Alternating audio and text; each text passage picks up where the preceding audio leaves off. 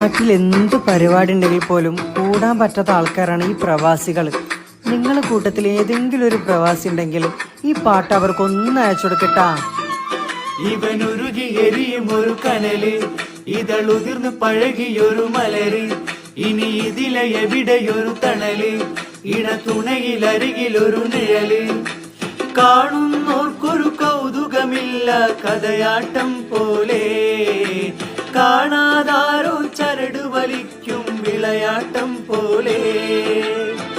കാലങ്ങൾ ഒരുപാട് കൊഴിഞ്ഞു പോയി, നാട്ടിൽ പല പെരുന്നാളും കഴിഞ്ഞു പോയി.